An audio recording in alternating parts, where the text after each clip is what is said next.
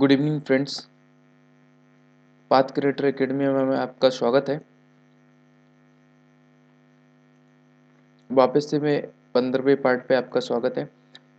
14 इससे पहले 14 पार्ट्स हमारे कंप्लीट हो चुके हैं। अगर आपने उन 14 पार्ट्स को नहीं देखा है, बहुत छोटे छोटे पार्ट हैं, 10 से 15-20 मिनट, मैक्सिमम 20 से 25 मिनट तक के, जिनमें 25 से 30 क्वेश्चन सॉल्व मतलब हमने पढ़े हुए हैं जीके जीएस के।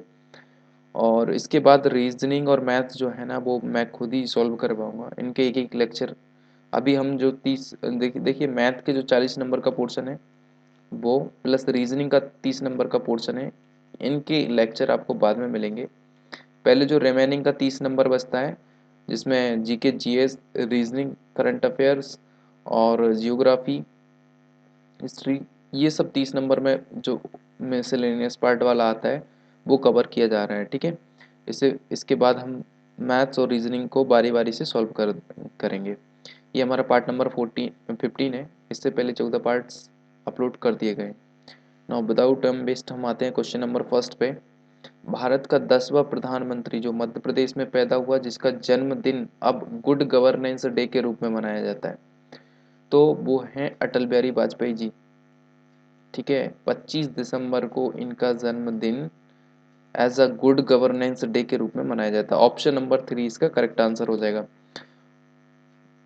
ऊटी और कोडाई कनाल जैसी पहाड़ी स्थानों पर आप भारत के किस राज्य में आएंगे?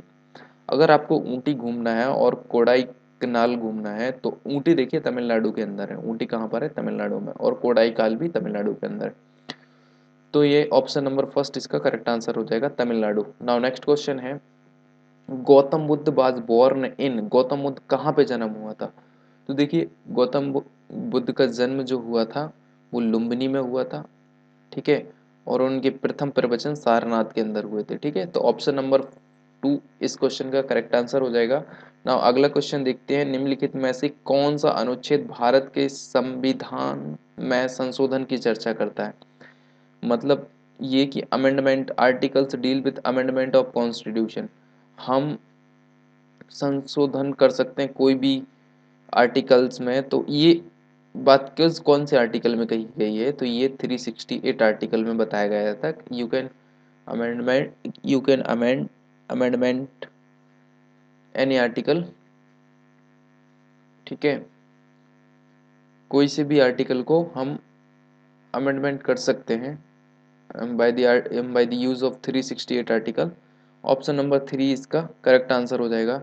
नाउ नेक्स्ट क्वेश्चन देखते हैं, 2016 में निम्नलिखित में से कौन सी अंतर महाद्वीपीय बैलिस्टिक मिसाइल का 5000 किलोमीटर से अधिक की परास पर सफलतापूर्वक परीक्षण किया गया? तो ये है पृथ्वी 5। पृथ्वी 5 जो है, सॉरी ये गलत है, पृथ्वी 5 नहीं, अग्नि 5 है। अग्नि 5 के पास है जो रेंज है वो 5000 किलोमीटर की है। ठीक है, तो अग्नि 5 is the correct answer for this question. Option number 4 is correct for this question. Now next question देखिए, किस उच्च न्यायालय ने हाल ही में सप्ताह में एक बार शैक्षणिक संस्थानों में वंदे मातरम को गाना अनिवार्य कर दिया? तो एक ही उच्च न्यायालय है जो कि मद्रास है, उन्होंने बोला है कि सप्ताह में एक बार आपको वंदे मातरम अनिवार्य मैंडेटरी कर दिया कि आपको गाना ही पड़ेगा। ऑप्शन नंबर 2 इसका करेक्ट आंसर हो जाएगा। नाउ नेक्स्ट क्वेश्चन देखिए, भारतीय नौसेना का सेवा में एकमात्र सक्रिय विमान वाहक है? तो एक ही है, आईएनएस विक्रमादित्य, जो कि है एक ही विमान वाहक है, जो कि only aircraft carrier active in service. ये क्या है, इतना बड़ा विमान है कि जिसमें छोटे छोटे एयरक्राफ्ट कैरियर ऐसे रख सकते हैं 10 20 50 की संख्या में। इतना बड़ा ये आईएनएस विक्रमादित्य है, ये पानी के अंदर इस तरीके से तैरता रहता है। ठीक है, तो इस पे आप उड़ान भी भर सकते हैं, यहाँ से चलते हैं इस तरीके से उड़ते हुए निकल जाते हैं जहाँ जाना होता है, कहीं से लैंडिंग भी हो रही है, कहीं से उतर भी रहे हैं, इतना बड़ा है। तो आईएनएस विक्रमादित्य कौन है? आईएनएस विक्रमादित्य, जो कि हमने रसिया से लिया था, उन्होंने दिया था एज अ गिफ्ट के तौर पे। ऑप्शन नंबर 3, और कुछ मे बी अमाउंट भी लिया हो दिया हो, ज़्यादा मेरे को नॉलेज नहीं इस बारे में, बट एज अ गिफ्ट उन्होंने दिया था आईएनएस विक्रमादित्य। ऑप्शन नंबर 3 इसका करेक्ट आंसर हो जाएगा। नर्मदा नदी का उद्गम स्थान कहाँ पर है? देखिए बहुत बेसिक क्वेश्चन है। नर्मदा नदी का उद्गम स्थान अमरकंटक के अंदर है।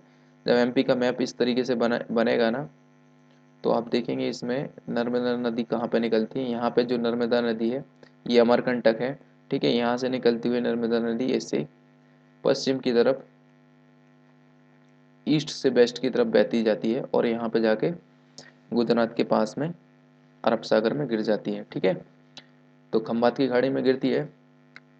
तो नर्मदा नदी जो है, इधर आपका सतपुड़ा पर्वत है, बीच में नर्मदा नदी है, फिर विंध्याचल पर्वत है और यहाँ पे आपकी ताप्ती नदी बहती है, ठीक है। तो ये सीक्वेंस आपको याद होना चाहिए। नर्मदा नदी अमरकंटक जिला, तो अमरकंटक से निकलती है, ठीक है। ऑप्शन नंबर फर्स्ट इसका करेक्ट आंसर हो जाएगा। अगला क्वेश्चन देखिए, भारत ने अपना पहला विश्व कप जीता था। देखिए 1983 में हम जीते थे विश्व कप को, ठीक है। 1983 जब कपिल देव कैप्टन हुआ करते थे। 1983 ऑप्शन नंबर फर्स्ट इसका करेक्ट आंसर हो जाएगा। नाउ नेक्स्ट क्वेश्चन देखिए, जाकिर हुसैन किस प्रसिद्ध तबला वादक के पुत्र थे। तो अल्लाह रखा जो थे उनके पुत्र थे जाकिर हुसैन, जो कि बहुत भयंकर तबला बहुत अच्छे तरीके से बजाते थे। ऑप्शन नंबर 3 इसका करेक्ट आंसर हो जाएगा। नाउ नेक्स्ट क्वेश्चन देखिए, उदयगिरी और खांडागिरी। देखिए ये उदयगिरी विदिशा वाला उदयगिरी नहीं है जो विदिशा के पास है, ये उदयगिरी है उड़ीसा वाला। और खांडागिरी गुफा कहाँ स्थित है, तो ये उड़ीसा के अंदर है। ऑप्शन नंबर 2 इसका करेक्ट आंसर हो जाएगा, ठीक है। तो आप याद रखिए उदयगिरी और खांडागिरी, अगर उदयगिरी की बात करें तो ऑप्शन को देख के टिक कीजिए, क्योंकि ये उड़ीसा भी है इसमें, ठीक है। मध्य प्रदेश में टिक नहीं कर सकते आप। जबलपुर जो कि एक महत्वपूर्ण शहर है, खालिस्तान के अंतर्गत आता है। जबलपुर वाला जो एरिया है, देखिए एमपी का मैप यदि मैं बाहर से वापस से फिर से बनाता हूँ, ठीक है। हाँ, तो एमपी का मैप अच्छा नहीं बना, ठीक है। तो ये महाकौशल वाला एरिया जो ये क्या बोलते हैं, जबलपुर, ओके। तो जबलपुर जो कि अपना इधर पड़ता है। भोपाल की बात करें तो यहाँ पर, इंदौर की बात करें तो यहाँ पर, ग्वालियर की बात करें तो यहाँ पर। ये चार जो मेजर सिटी हैं अपने एमपी की, यानी दिमाग में सेट करके रखना पड़ेगी। हर डिस्ट्रिक्ट की लोकेशन आपको पता होना चाहिए। यहाँ पे आपका जो अभी नया डिस्ट्रिक्ट बना है निवारी है, वो है जो कि किससे, छतरपुर डिस्ट्रिक्ट है, निवारी है, टीकमगढ़ है। इस तरीके के डिस्ट्रिक्ट यहाँ पे मिलेंगे आपको। जबलपुर के पास में आपको मिलेंगे बालाघाट, मंडला, है ना, कटनी, उमरिया, इस तरीके से। और यहाँ पे सबसे ईस्ट में चले जाएंगे तो आपको सिंगरौली, सीधी सीधी सिंगरौली, रीवा, ठीक है। और यह इस साइड चले जाएंगे तो आपको मंदसौर, नीमच, ठीक है, मालवा, क्या बोलते हैं, आगर मालवा, इस तरीके से मिलेंगे आपको, है ना। सबसे इधर आ जाएंगे तो बुरहानपुर, बुरहानपुर, धार, खंडवा, ठीक है, इस तरीके से यहाँ पे मिलेंगे। और इधर बीच में देखा जाए तो अशोकनगर, गुणा, अशोकनगर, गुणा, विदिशा, राजगढ़, ठीक है, सागर। ये इनकी लोकेशन याद होना चाहिए, कौन कहाँ पर है, किससे किसकी बाउंड्री टच कर रही है। तो आपसे बहुत ज़्यादा बेसिक क्वेश्चन बनते जाएंगे। तो ऑप्शन नंबर 2 महाकौशल जो है जबलपुर, इस वाले रीजन को हम महाकौशल बोलते हैं। क्या बोलते हैं, महाकौशल। नाउ नेक्स्ट क्वेश्चन देखते हैं, अंतरिक्ष में जाने वाला पहला भारतीय कौन था। तो देखिए सभी को पता है, भारत की तरफ से राकेश शर्मा जी गए थे, पहले ही भारतीय थे, ठीक है। नाउ नेक्स्ट क्वेश्चन है, भूदान आंदोलन के प्रवर्तक कौन थे। तो भूदान आंदोलन विनोबा भावे, इन्होंने ये आंदोलन इसलिए लगाया था, वो चाहते थे कि भारत के हर इंसान के पास बराबर बराबर ज़मीन हो। और उन्होंने उन लोगों से रिक्वेस्ट की थी जिनके पास अधिक भूमि है कि वो अपनी ज़मीन को दान करें। वो दान करेंगे तो जिनके पास है नहीं उनके पास भूमि होगी। तो ऑप्शन नंबर 4 इसका करेक्ट आंसर हो जाएगा, ठीक है। भारत में द्वितीय राष्ट्रपति कौन थे। प्रथम राष्ट्रपति सभी को पता है राजेंद्र प्रसाद थे। तो द्वितीय राष्ट्रपति कौन थे, तो S Radhakrishnan, Sarvepalli Radhakrishnan. Option number 2 इसका करेक्ट आंसर हो जाएगा। डिस्कवरी ऑफ इंडिया किसने लिखी है। डिस्कवरी ऑफ इंडिया यानी भारत की खोज, जवाहरलाल नेहरू की बुक है, ठीक है। महात्मा गांधी की फेमस बुक है सत्य की खोज, experiment with truth. APJ Abdul Kalam ji की बुक है विंग्स ऑफ फायर, एक wings of fire, missile man, इस तरीके से इनकी बुक्स हैं, है ना। और ऑप्शन नंबर 2 इसका करेक्ट आंसर हो जाएगा। नाउ नेक्स्ट क्वेश्चन देखते हैं, किस प्रसिद्ध संस्थान के कुलपति ने हाल ही में राष्ट्रवाद को बढ़ावा देने के लिए, किसको, राष्ट्रवाद को उनके परिसर में बोल दिया कि इस संस्थान के परिसर में रख दो एक टैंक इंडियन आर्मी का। तो ये JNU जवाहरलाल जवाहरलाल नेहरू जो JNU विश्वविद्यालय है उसके अंदर बोला कि इधर टैंक रख दो एक इंडियन आर्मी का, राष्ट्रवाद को बढ़ावा देगा। ऑप्शन नंबर 2 इसका करेक्ट आंसर है। गुलाब सागर बांध किस जिला में है? जो गुलाब सागर बांध है वो सीधी डिस्ट्रिक्ट में है। ये गलत लिखा है, सीधी ऐसा नहीं लिखा होगा, सीधी सीधे ही लिखा होगा इस तरीके से, ठीक है। तो सीधी डिस्ट्रिक्ट के अंदर है गुलाब सागर बांध, ठीक है। ऑप्शन नंबर 4 इसका करेक्ट आंसर हो जाएगा। देखिए मंदिर, बांध, मेले, नदी, ये आपको पढ़ना होगी अगर आप MP का एग्जाम दे रहे हैं, और उनमें भी ऐसे ऐसे मेले, नदी, बांध, गुलाब सागर बांध कौन सा फेमस बांध है, ठीक है, लेकिन फिर भी आता है एग्जाम में। तो ऑप्शन नंबर 4 इसका करेक्ट आंसर हो जाएगा। इंदौर स्थित हवाई अड्डे का नाम खालिस्तान है। तो इंदौर में जो हवाई अड्डा है उसका नाम है देवी अहिल्याबाई होलकर हवाई अड्डा। ऑप्शन नंबर फर्स्ट इसका करेक्ट आंसर हो जाएगा, ठीक है। राजा भोज अंतरराष्ट्रीय हवाई अड्डा, ये भोपाल में जो हवाई अड्डा है उसका नाम है, ठीक है। तो ऑप्शन नंबर फर्स्ट इसके लिए आंसर हो जाएगा। नाउ अगला क्वेश्चन देखते हैं, नाइलॉन सैरापुट। देखिए यहाँ से जो क्वेश्चन आ गए हैं वो साइंस के, मैंने भी ये भी बताया आपको, जैसे कि हम 30 नंबर का पोर्शन डिस्कस कर रहे हैं, इस 30 में भी आपका साइंस का मेजर पोर्शन है जो कि 15 नंबर के अप्रॉक्स है। तो आपको ज़्यादा फोकस करना पड़ेगी साइंस पे। जो रिमेनिंग 15 नंबर बचता है वो तो आपका हिस्ट्री, जियोग्राफी, इस तरीके से जो history, geography, current affairs, polity, ये सब मिला के आपका 15 नंबर आता है, ठीक है। तो ये क्वेश्चन क्या है, नाइलॉन पैरासूट के लिए प्रयोग किया जाता है, क्योंकि देखिए पैरासूट बनाना है तो आपको एक तो पहली बात है ये वजन में हल्का भी होता है, मजबूत भी होता है, दो चीज इसकी खासियत है नाइलॉन, इसलिए हम पैरासूट में इसके लिए यूज कर रहे हैं। ऑप्शन नंबर फर्स्ट इसका करेक्ट आंसर हो जाएगा। ना अगला क्वेश्चन देखिए, चाकू में तीक्ष्णतर कर्तन किनारे होते हैं। भाई चाकू को इतना शार्प क्यों बनाते हैं? इतना इसलिए बनाते हैं कि संपर्क क्षेत्र में वृद्धि, नहीं, संपर्क क्षेत्र में वृद्धि थोड़ी चाहिए, वृद्धि वृद्धि वाले दोनों गलत हुए। संपर्क क्षेत्र में कमी, यस, कमी हो और दबाव लगाने में कमी करता है। तो कमी, संपर्क क्षेत्र में कमी होगी ना तो ये दबाव लगाने में कमी तो करेगा। ऑप्शन नंबर थर्ड करेक्ट हो जाएगा। संपर्क क्षेत्र में कमी, दबाव नहीं, दबाव, संपर्क क्षेत्र में कमी होगी ना तो दबाव लगाने में वृद्धि थोड़ी होगी, दबाव लगाने में भी कमी होगी। ऑप्शन नंबर 3 इसका करेक्ट आंसर हो जाएगा।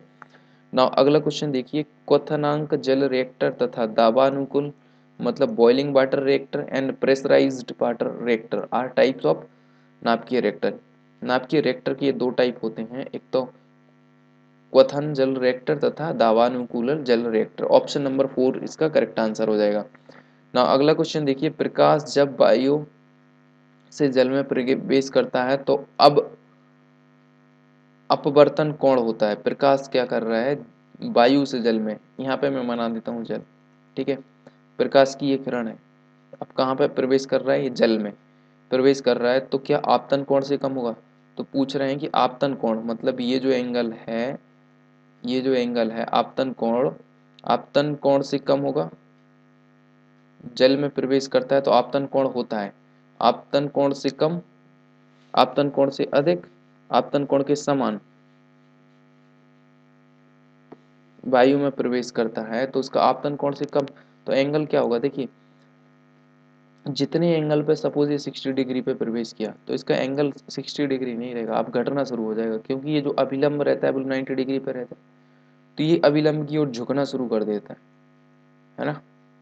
एक तरीके से इतना झुक जाएगा, तो अगर इतना झुक गया तो ये रेज वापस भी जा सकती है, वापस निकल जाती है। इस तरह की क्वालिटी होती है हीरे के अंदर, डायमंड के अंदर, ठीक है। बट इसमें अपवर्तनांक इतना नहीं रहता कि ये वापस से जाए, हीरे का अपवर्तनांक अधिक रहता है इसलिए वो वापस हो जाती है। तो ये झुकना शुरू हो जाएगा, मतलब जिस एंगल पे एंट्री ली थी इन्होंने 60 डिग्री पे, तो 60 डिग्री नहीं रहेगा, कुछ डिग्री इनका लैस हो जाएगा। तो आपतन कोण से कम होता है, आपतन कोण से अधिक होता है, आपतन कोण से कम होता है, आपतन कोण से क्या हो जाएगा, कम हो जाएगा। जितने 60 से आए तो 60 नहीं रहेगा। ऑप्शन नंबर फर्स्ट इसका करेक्ट आंसर हो जाएगा। नाउ अगला क्वेश्चन देखिए, अम्लत्वनाशक मतलब एंटीसाइड्स इज यूज, एंटीसाइड्स क्यों यूज करते हैं? ट्रीटेड आप पचन के उपचार में, ट्रीटेड इंडाइजेशन, इंडाइजेशन के लिए एंटीसाइड्स यूज करते हैं, एंटीसाइड्स, एंटी एसिड, एंटी एसिड या एंटासाइड इज यूज फॉर आपचन के प्रयोग के लिए। ऑप्शन नंबर फर्स्ट इसका करेक्ट आंसर हो जाएगा। एलईडी बल्ब में एलईडी निम्न के लिए प्रयुक्त होता है। यहाँ पे हमको एलईडी का केवल फुल फॉर्म बताना है, तो LED light emitting diode, option number 2 पे दिया है लाइट इमिटिंग डायोड, है ना। ऑप्शन नंबर 2 इसका करेक्ट आंसर हो जाएगा। नाउ नेक्स्ट क्वेश्चन देखिए, जलीय जंतु पानी में जो निषेचन करते हैं उन्हें कहते हैं निषेचन बिना जरे या बाह्य निषेचन के साथ अंडप्रजक, आंतरिक निषेचन नहीं, ये तो आंतरिक, बाह्य निषेचन जब कर रहा है तो निषेचन के साथ बाह्य निषेचन के साथ जरायुज अंडप्रजक होते हैं, बाह्य निषेचन करते हैं, अंडे देते हैं बाहर, ठीक है। क्या देते हैं, जैसे कि आप मेढक का फ्रॉग का एग्जाम्पल ले लो। फ्रॉग क्या करता है, जो मादा फ्रॉग रहती है वो यहाँ पर अपने अंडे देती है, तो नर भी उसी पे जाके अपना निषेचन करता है, तो इस तरीके से ये अंडे बनते हैं। अंडे से फिर टेडपोल बनता है, तो उसकी देख रेख करता है नर मेढक। जब तक टेडपोल बन नहीं जाता, बढ़िया से बन नहीं जाते हैं ऐसे बड़े बड़े बढ़िया से मेढक, तब तक उनकी देख रेख करता है, फिर वो बाहर घूमने लगते हैं। बाह्य निषेचन के साथ अंडप्रजक, ऑप्शन नंबर 3 इसका करेक्ट आंसर हो जाएगा। प्राकृतिक संसाधनों की मांग में वृद्धि के लिए कौन सा कारक प्रमुख उत्तरदायी है। देखिए नेचुरल रिसोर्सेज है वो तो लिमिटेड है, बट पॉपुलेशन कंटिन्यूसली बढ़ रही है, तो इंक्रीज ह्यूमन पॉपुलेशन, बढ़ती हुई जनसंख्या है, ये मुख्य कारण है कि प्राकृतिक संसाधनों की मांग में वृद्धि के लिए कौन सा कारक मुख्यदायी है, बढ़ती हुई जनसंख्या, ठीक है। ऑप्शन नंबर 3 इसका करेक्ट आंसर हो जाएगा। कोशिका झिल्ली के निर्माण के लिए आवश्यक प्रोटीन और लिपिड निम्न के द्वारा निर्मित होते हैं। देखिए कोशिका झिल्ली जो है वो बनी रहती है प्रोटीन और लिपिड की बनी रहती है, ये तो सभी को पता है। बट ये प्रोटीन निर्मित, कोशिका झिल्ली के निर्माण के लिए आवश्यक प्रोटीन लिपिड निम्न के द्वारा, ये प्रोटीन और लिपिड बनते किससे हैं, तो ये अंतर्द्रव्य जलिका, जिसे बोलते हैं एंडोप्लाज्मिक रेटिकुलम, ER शॉर्ट में बोलते हैं, ER के द्वारा बनता है अंतर्द्रव्य जलिका। ऑप्शन नंबर फर्स्ट इसका करेक्ट आंसर हो जाएगा। उस गैस का नाम बताइए जो ग्लूकोज के अवायवीय भंजन के दौरान मुक्त होती है। ग्लूकोज C6H12O6, तो इसके द्वारा कार्बन डाइऑक्साइड भंजन होती है शरीर के अंदर। C6H12O6 जो रहता है ये ब्रेक होता है शरीर के अंदर, ठीक है। जब ये ब्रेक होगा तो CO2 तो निकलेगी, ठीक है ना, और अपन को एनर्जी भी मिलती है, ठीक है। तो ऑप्शन नंबर 2 इसका करेक्ट आंसर हो जाएगा। तन तन तंत्री कोशिका, क्या लिखा है, short burst of electric message that passes along a neurons is called, तंत्रिका कोशिका के समांतर गुजरने वाले वैद्युत संदेशकों का लघु प्रस्फुट कहलाता है। तो देखिए जो इम्पल्स रहता है वो तंत्रिका कोशिका रहती हैं, अपनी माइंड के अंदर रहती हैं। जैसे कि माइंड ने ऑर्डर दिया अपने हाथ को कि ये आपको अपना हाथ है ना माउस से हटाना है, या फिर कहीं पे कोई डेंजर सिचुएशन आने वाली है वहाँ से हाथ को हटाना है, उधर नहीं जाना है, पैर को ऑर्डर दिया, तो उनके साथ में जो न्यूरॉन्स इज कॉल्ड, उन्हें क्या बोलते हैं, आवेग, इम्पल्स बोलते हैं। क्या बोलते हैं, impulse. Short burst of electric message that passes along neurons is called the impulse. क्या बोलते हैं, उसी के साथ जो जाता है उसे बोलते हैं आवेग, ठीक है। लीला ने शल्य चिकित्सा कराई और वह धीरे धीरे स्वस्थ हो रही है, ठीक है। शल्य चिकित्सा बोले तो सर्जरी करवाई, है ना।